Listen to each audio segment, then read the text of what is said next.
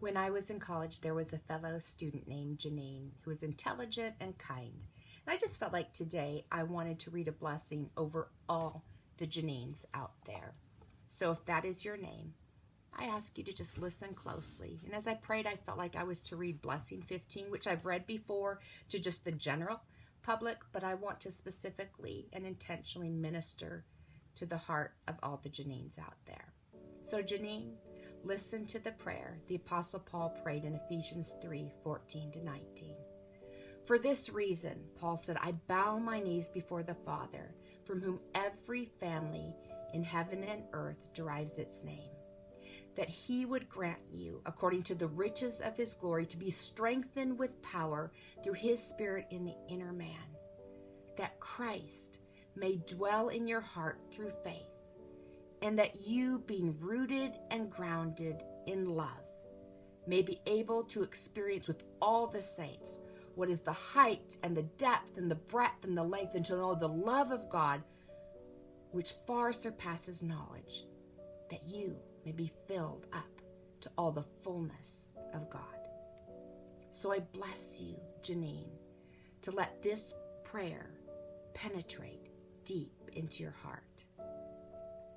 Let it penetrate until it begins to cry out for fulfillment, that you want the fullness of God and the full extension of his love for you.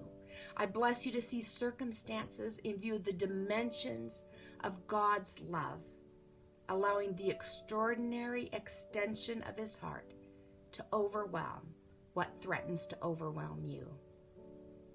And I bless you, Janine, to find little markers of God's love for you throughout the day, and to list them in extensive detail on your heart so that you can revisit them over and over again and hold them up in their brilliance against any darkness that would come your way.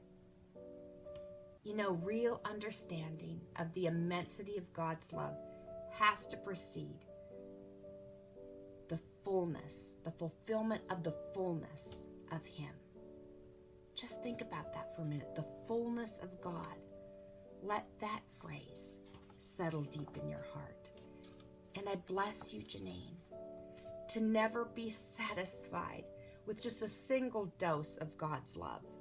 Not just think, oh, once I remember that he loved me, and because of that, I have been saved, because he loved me so much that he went to the cross for me, for all my sins, no matter how little they are, even just not thinking about him or thinking more of somebody else or wanting something that someone else wanted. Every sin that you've committed, he has proven by his love on the cross for you.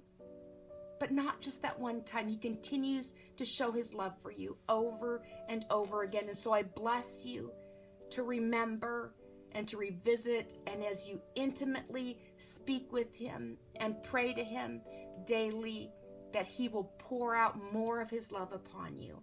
And I bless you to long for and petition for and thank God for his immeasurable love that never runs dry, never comes up empty, and that is your blessing here and now and for all eternity. I bless you, Janine, in the name of the one who is able to do far more abundantly than you can ever ask or think, according to the power of the Spirit at work within you. To him, to Jesus, be the glory in the church and in all generations, your generations included, forever and ever. Amen.